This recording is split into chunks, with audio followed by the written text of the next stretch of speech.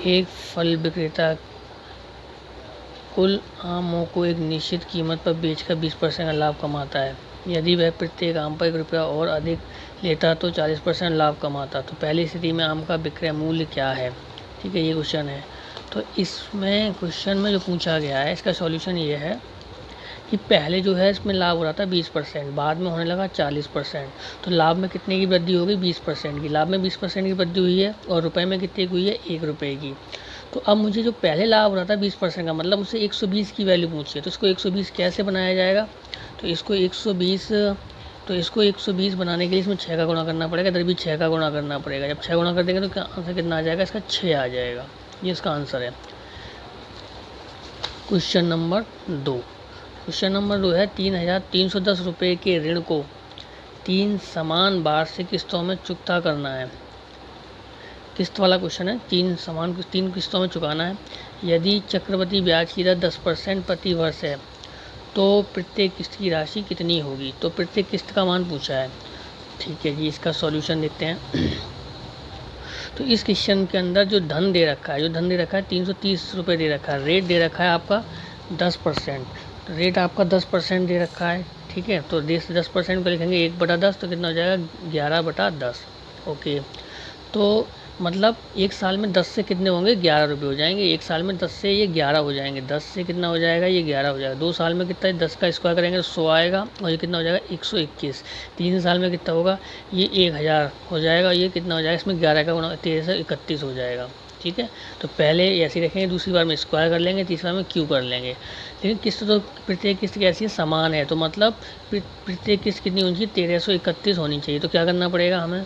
तो इसमें इसको 1331 बनाने के लिए 11 से गुणा करना पड़ेगा। इसको 1331 बनाने के लिए 121 का। जब 121 का इधर गुणा किया तो आप इधर भी करेंगे। इधर 11 किया तो यहाँ पे 11 का करेंगे। तो इसमें गुणा करने के बाद क्या आएगा? 1210 आएगा। यहाँ पे 1100 आएगा। यहाँ 1000 ही रहेगा। यहाँ कोई ज़रूरत नहीं थी गुणा करने की। सबको जोड़ा 3310। तो 3310 अगर रुपया होगा तो उसकी किस्त कितनी बचेगी? 1331 बनेगी। मतलब अगर रुपया आपका 3310 रुपये है तो उसकी प्रत्येक किस्त का मान 1331 रुपये होगा। ये इसका आंसर है। ओके, क्वेश्चन नंबर 3 पर आते हैं। क्वेश्चन नंबर 3 क्या कह रहा है? क्वेश्चन नंबर 3 कह रहा है कि एक गुब्बारा पृथ्वी के एक बिंदु ए से उड़ता है और ऊपर की ओर एक समान गति से बढ़ता है। 1.5 मिनट के बाद ए से 200 मीटर की दूरी पर खड़े एक व्यक्ति को उस गुब्बारे का उन्नयन कोण 60 डिग्री ज्ञात होता है।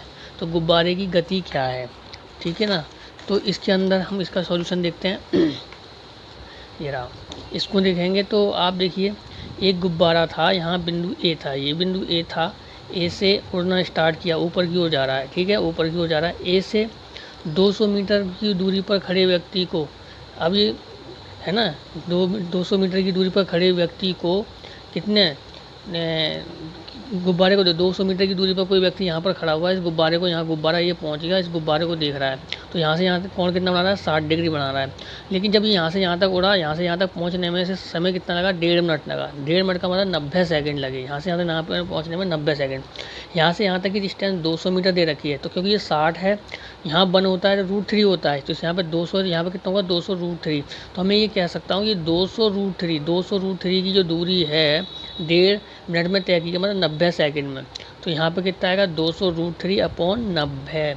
इसे सॉल्व करेंगे तो 20/9 और √3 का मान कितना होता है? 1.732। इनका गुणा कर लेंगे, 9 से भाग देंगे, 3.85 इसका आंसर आ जाएगा। Question number 4। क्वेश्चन नंबर 4 कह रहा है कि एक गांव की जनसंख्या 4500 है, उनमें से 11/18 भाग पुरुष है। मतलब 18 टोटल जनसंख्या है, उसमें से 11 पुरुष हैं और 7 आपकी महिलाएं हैं। ठीक है, तथा शेष महिलाएं हैं। 40% महिलाएं विवाहित हैं और कुल जनसंख्या का 33.3% विवाहित है। तो विवाहित पुरुषों की संख्या क्या है? तो विवाहित पुरुषों की संख्या पूछी गई है इसके अंदर। तो इसका सॉल्यूशन देखते हैं क्वेश्चन नंबर 4। क्योंकि अभी इसमें बताया गया था 11/18। 11/18 का मतलब कितना हुआ? 18 टोटल हो गए और उसमें से 11 आपके मेल हैं और 7 क्या हैं? फीमेल हैं। 11 7 18 तभी तो बनेंगे। तो हमें क्या करना है? हमें क्या करना है? तो ये 4500 टोटल जनसंख्या कितनी थी हमारी, 4500 थी, जहाँ 1100 कितने हो गए, 18 हो गए, 18 से भागे 250 आ गया, इसमें गुणा करेंगे 2750 आएगा, इसमें गुणा करेंगे 1750 आएगा। मतलब 4500 की जो आबादी है उसमें 2750 पुरुष हैं और 1750 आपकी महिलाएं हैं। ठीक है, तो विवाहित महिला कितनी है, विवाहित महिला जितनी महिलाएं हैं उसका 40% है, 1750 का हम 40% निकालेंगे तो कितना आएगा, 700। ठीक है, तो 700 विवाहित महिलाएं, ये 700 मैरिड हैं। कुल विवाहित लोग कितने हैं, 33 सही, 1/3, मतलब 1 कुल आबादी का 1/3 जो है, कुल आबादी का 1/3 हमारी कैसे हैं, विवाहित हैं। तो 4500 का 1/3 करेंगे 1500, तो ये विवाहित लोग आ गए टोटल, मेल और फीमेल दोनों मिलाकर, जिसमें कि हमारी 700 महिलाएं हैं। तो 1500 में से 700 महिलाएं घटा देंगे तो 800 के आ जाएंगे हमारे, ये पुरुष आ जाएंगे। ये इसका 800 आंसर, इसका आंसर है। ठीक है, क्वेश्चन नंबर 5, क्वेश्चन नंबर 5 ये रहा। क्वेश्चन नंबर 5 क्या कह रहा है, क्वेश्चन नंबर 5, 3927 रुपये को ए और बी के बीच इस प्रकार विभाजित करें कि 7 वर्ष के बाद ए का हिस्सा 9 वर्ष के बाद बी के हिस्से का बराबर हो, है ना, बराबर है। तो जो ए को हिस्सा मिल रहा है उसको अगर हम 7 वर्ष के बाद देखें और बी को जो हिस्सा मिल रहा है उसे 9 वर्ष के बाद देखें तो आपस में कैसे होंगे, बराबर होंगे। रेट कितने का, 4% का। तो बी का हिस्सा पूछा है कि मतलब जो भी है 3927 रुपये में बी को कितना भाग मिलेगा। तो इसका सॉल्यूशन देखते हैं। इसका सॉल्यूशन है ये। ठीक है, अभी देखते हैं कि अब यहाँ देखो जो ए था, रेट हमारा 4% इसके लिए भी, 4% इसके लिए भी। 7 साल बाद, यहाँ 9 साल बाद, तो 7 साल में ब्याज कितना मिलेगा, 28%। यहाँ कितना मिलेगा, 4 में 36%। तो ठीक है, क्योंकि शुरुआत में जब धन दिया हो 100% धन दिया होगा, 7 वर्ष बाद धन कितना हो जाएगा, 100 तो धन ही रहेगा और 28 ब्याज मिल जाएगा, तो 128 बनेगा। ऐसे ही 136 मिलेगा। तो हम इसे कितने से हम भाग कर देंगे, 8 से भाग करेंगे तो 16 आ जाएगा, ये 17 आ जाएगा। तो क्योंकि बराबर में अनुपात कितना है, 17 ए का भाग है और 16 किसका मान है, बी का मान है। तो टोटल कितना पैसा था, तो टोटल पैसा 17:16 के अनुपात में विभाजित होगा। 3927 रुपये को 33 से भाग देंगे, 119 आएगा और बी के 16 में गुणा कर देंगे तो हमारा ए 1904 रुपये आंसर आ जाएगा। ये क्वेश्चन 5 का हल है। अब क्वेश्चन 6 देखते हैं। ये क्वेश्चन नंबर 6 है। ये √x + 1/√x 2√3 है, तो x का मान पूछा है। ठीक है, तो इसका सॉल्यूशन देखते हैं। बहुत आसान सॉल्यूशन है इसका। √x + 1/√x बराबर 2√3 है। ठीक है, तो हमने क्या करना है, ये दे रखा है तो इसका स्क्वायर करेंगे। स्क्वायर करने का रूल होता है वर्ग करके 2 घटाना होता है। तो इसका 2 दूनी 4 किया, 12 - 2 करेंगे 10 आ गया। तो अब हमें तो x का मान निकालना है, तो क्या करें, इसका इसमें गुणा करेंगे एलसीएम, तो x² + 1/x बराबर 10। ये 10x हो जाएगा उधर जाके। ठीक है ना, इधर 10x इधर ले जाएंगे, 1 को मैं उधर ले जाऊँगा। यहाँ पर क्या हम, ये द्विघात समीकरण था, ये द्विघात समीकरण था, तो मैं यहाँ पर आराम से सीधाचार विधि लगा सकता था। किसी को याद होता है, किसी को नहीं। तो मैंने क्या काम किया, मैंने ये 10x दिखाई दे रहा है, इसको मैं 2 से भाग कर दिया, 5x। तो x तो ये वाला है, तो दूसरा क्या होगा, इसका 5 का वर्ग ही होगा। तो इसमें 5 का वर्ग जोड़ना है, द्विघात सम वो बन जाएगा, ये वर्ग बन जाएगा। तो x² - 10x, यहाँ 25 जोड़ा तो 25 इधर जोड़ा तो 25 उधर भी जोड़ लीजिए। तो x - 5 का वर्ग बन गया था कितना, 24 हो जाएगा। 24 हो जाएगा, इसका रूट ले लेंगे, 2√6 आ जाएगा। तो ये x - 5 जो है 5 उधर चल जाएगा, तो 5 2 + 2√6 इसका आंसर बन जाएगा ये। ठीक है, क्वेश्चन नंबर 7। क्वेश्चन नंबर 7 क्या कह रहा है, क्वेश्चन नंबर 7 कह रहा है कि यदि 5 क्रमिक पूर्णांकों का योग s हो तो उनमें सबसे बड़ा पूर्णांक s से किस प्रकार संबंधित होगा। जो सबसे बड़ा पूर्णांक है उसका मान जो s के टर्म में पूछा गया है। ठीक है, देखते हैं क्या है। तो हम सॉल्यूशन देखते हैं, इसका सॉल्यूशन। इसका जब सॉल्यूशन देखेंगे तो पहला पूर्णांक बने x माना, दूसरा x + 1, तीसरा x + 2, चौथा x + 3, पाँचवा x + 4। सबको जोड़ा तो s के बराबर होगा, तो 5 तो x हो जाएंगे, सब नंबर जोड़ेंगे 1 2 3 4 तो 10 आ जाएगा। ठीक है, अब मैं यहाँ से x का मान निकाल लूँगा। जब मैं x का मान निकाल लूँगा, अभी x का मान निकाल, सबसे बड़ा पूर्णांक कौन है, यही तो है। तो इसमें x का मान लगा दीजिए, x + 4 में तो x ये वाला मान लगा दिया मैंने, s - 10/5। इसको सोल्व किया, 5 × 4 = 20, s - 10 + 20 5 हो गया। ये कितना आ जाएगा यहाँ पे, 5 नहीं s + 10/5, ये इसका आंसर हो जाएगा। Question number 8। क्वेश्चन नंबर 8 ये थोड़ा सा सही क्वेश्चन है, आता है एग्जाम में, देखते हैं इसे। वो बोल रहा है कि ए बी से किए हुए काम का 50% बी द्वारा लिए गए समय से 1/3 समय में कर पाता है। 50% का मतलब आधा काम। यदि दोनों मिलकर काम करें तो वह काम 10 दिन में पूरा हो जाएगा। यदि बी अकेला उस काम को करे तो कितने दिन में पूरा कर पाएगा। ठीक है, इसका सोल्यूशन है बहुत छोटा सा है। इसने बोला कि जो ए है, ए जो है आधा काम 50% काम बी के तिहाई समय में कर पाता है। मतलब अगर ये 3 होगा तो वो एक तो 3 ये होगा तो वो 1 में आधा काम करेगा, तो पूरा काम कितने में करेगा, फिर वो 2 में करेगा।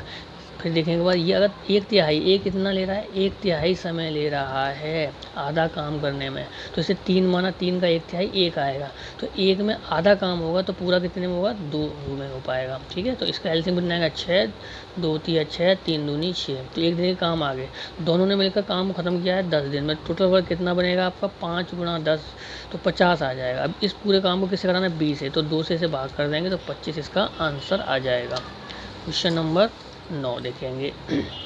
a² + b² + 2b + 4b + 5 = 0। तो a - b + ab का मान बताना है। ठीक है, तो बताते हैं इसमें क्या है, वर्ग बनाना पड़ेगा। संग तो हम आराम से कर लेंगे। तो हम देखा a², ये देखो a² + b + 2b + 4a + 5, तो 5 को तोड़ना है। तो कैसे तोड़ेंगे, तो पहले इसमें 2 से भाग कर लेते हैं इनको। तो ये 1 भी हो जाएगा, यहाँ 2a। तो मतलब हमको इसका स्क्वायर चाहिए, तो यहाँ 4 चाहिए, यहाँ से कितना चाहिए 4, और यहाँ पे कुछ नहीं है तो 1 है। तो 1 है तो मतलब 1 तो टूट गया। तो a के साथ 4 रखिए और b के साथ हम कितना रखना पड़ेगा, हमको 1 रखना पड़ेगा। ये रख लिया, तोड़ लिया। इसका a + 2 का होल स्क्वायर बन जाएगा, b + 1 का होल स्क्वायर बन जाएगा। यहाँ से a का मान माइनस का 2, b का मान माइनस का 1, इसमें पुट कर देंगे, आंसर हमारा 1/3 आ जाएगा। ओके, क्वेश्चन नंबर 10 देखते हैं अब।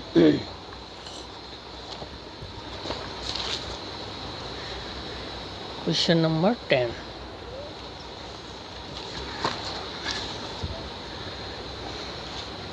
एक वस्तु का अंकित मूल्य उसके लागत मूल्य से 50% अधिक है। अंकित मूल्य में 20% वृद्धि करने और बिक्री मूल्य में भी 20% की वृद्धि कर देने पर लाभ दुगना हो जाता है। यदि आरंभिक अंकित मूल्य 300 रुपये हो तो आरंभिक बिक्री मूल्य कितना होगा। ठीक है जी, आंसर इसका सॉल्यूशन देखते हैं। इसमें सीपी और एमपी और एसपी के बारे में बताया गया है, क्योंकि एमपी जो दे रखा है इसके अंदर 300 दे रखा है। ठीक है, और जो इसमें ये बताया गया है ये 50% अधिक है। तो 50% अधिक है तो इसका मतलब ये 50% कम होगा। तो ये 50% इससे अधिक है। 50% का मतलब ये 100 है, 100 का 200 का 50% कितना आएगा, 100, 100 300, इसका मतलब 200 होना चाहिए, 2-3 का अनुपात होना चाहिए। 50% अधिक है तो मतलब 100 होता, ये तो ये कितना होता 150, तो 2-3 का अनुपात बनता। ठीक है, तो इस तरह से बन जाएगा। अब ये कह रहा है कि ये यदि एमपी को 20% बढ़ा दो तो कितना बढ़ जाएगा, 20% 60, 360 हो जाएगा। और एसपी को भी 20% बढ़ा दो। जब एसपी को आप 20% बढ़ाएंगे तो एक्स का कितना हो जाएगा, 120% निकालेंगे तो 1.2x हो जाएगा। तो पहले का लाभ जो अब लाभ हो रहा है, पहले जो लाभ हो रहा है, कैसा लाभ का लाभ मिलेगा, x - 200। पहले का लाभ कितना है, x - 200, और अब का लाभ कितना है, 1.2x - 200। लेकिन पहले वाले से अब का दुगना है पहले वाले का, तो पहले वाले में 2 का गुणा कर दो, ये मिल जाएगा हमें। ये सॉल्व करेंगे तो यहाँ से x का मान निकाल, इधर x वाले एक साइड ले आएंगे और वैसे एक साइड ले आएंगे, तो 0.8x = 200 आ जाएगा। तो 0.8 का इसमें भाग लगा देंगे तो हमारा 250 इसका आंसर मिल जाएगा। ठीक है, थोड़ा देख लीजिए। क्वेश्चन नंबर 11, ये औसत का क्वेश्चन है, बहुत आसान है। 10 गेंदों में कुछ लाल रंग की गेंद हैं और बाकी सफ़ेद हैं। सारे गेंदों का औसत मूल्य 28 बताया गया है। ठीक है, लाल गेंदों का औसत मूल्य 25 बताया गया है और सफ़ेद गेंदों का 30। तो सफ़ेद गेंदों की संख्या पूछी गई है, बहुत आसान है। तो ये देखते हैं। लाल, तो लाल गेंदों का जो औसत बताया 25, सफ़ेद का कितना है 30, और सबका 28 बताया। तो ये सबका कहाँ रखा जाता है, बीच में रखा जाता है। इन दोनों का अंदर 3, इन दोनों का अंदर जो संख्याओं का अनुपात आता है। टोटल कितनी है 10, तो 2 3 5 से भाग देंगे इसको, 2 बार कट जाएगा, 2 दूनी 4, 2 3 6। सफ़ेद पूछेगा तो 6 और लाल पूछेगा तो यहाँ पर कितने आना चाहिए, वो 4 आना चाहिए। लेकिन सफ़ेद पूछी तो आंसर ये बनेगा। क्वेश्चन नंबर 12, ये बहुत आसान क्वेश्चन है। x/x² + 5x + 1 = 1/6। तो x + 1/x का मान पूछा गया है। ठीक है, ओके करते हैं। तो ये इसका ये सॉल्यूशन है x प्लस, तो आप देखेंगे जो x अपॉन, तो हम क्या करें, क्रॉस मल्टीप्लाई कर लेते हैं, क्रॉस तो 6x हो जाएगा, ये इधर आ जाएगा। अब इसमें क्या करूँ मैं, मुझे x प्लस 1/x पूछा गया, तो 5x को मैंने उधर पहुंचा दिया, तो माइनस का हो जाएगा, 6x में से 5x जाएंगे तो x बच जाएंगे। इधर क्या करना है मुझे, x से भाग, क्योंकि x प्लस 1/x बताना है, तो x से भाग देंगे, इसमें x से भाग देंगे तो ये x हो जाएगा, ये 1/x हो जाएगा, ये इसका आंसर बन जाएगा 1। ठीक है, ओके। अब क्वेश्चन नंबर 13 देखेंगे। क्वेश्चन नंबर 13 थोड़ा सा सही है, देखें एक बार, कन्फ्यूजन सा हल्का सा कि 71 तथा अज्ञात संख्या के गुणनफल, मतलब 71 और कोई संख्या का इसमें गुणा कर दिया, वहीं पता नहीं कौन सी है, तो मैं x मानूंगा उसे। फिर क्या करा, गुणा करने में उसमें 47 जोड़ दिया, ठीक है। जोड़ने का एक नई संख्या प्राप्त हो जाती है। उस नई संख्या को अगर 7 से विभाजित करते हैं तो 98 भागफल प्राप्त होता है, मतलब वो संख्या पूरी की पूरी कट जाती है, 98 उत्तर आ जाता है। तो इसका मतलब संख्या कौन सी होगी, संख्या होगी वही 7 गुणा 98, 7 से भाग कर रहे हैं, उत्तर 98 आ रहा है, तो संख्या कौन सी होनी चाहिए, तो 98 और 7 का गुणा ही संख्या बनेगी। ठीक है, तो अज्ञात संख्या का मान, तो वह अज्ञात संख्या निम्न में से किस संख्या का गुणक है ना, देखते हैं एक बार। क्वेश्चन में कहा गया था किसी अज्ञात 71 को किसी अज्ञात संख्या से गुणा कर दिया और फिर उसमें 47 जोड़ दिया, तो जो उत्तर प्राप्त हो रहा है, संख्या प्राप्त हो रही है, अगर उस संख्या को मैं 7 से भाग कर रहा हूँ तो 98 बार जा रहा है, तो 98 गुणा 7 वो संख्या को ही बता देगा। तो यहाँ 71x प्लस 47, ये इन दोनों गुणा आएगा 686, 71x इसको उधर ले जाएंगे, 600 तो गया, x का मान जो कितना मिलेगा हमको, x का मान हमको अब भाग कर देंगे तो 9 मिल जाएगा। तो 9 किसका मल्टीपल है, 3 का मल्टीपल है, 3 से भाग हो रहा है, यही उसका क्या हो जाएगा उत्तर। धन्यवाद, थैंक यू।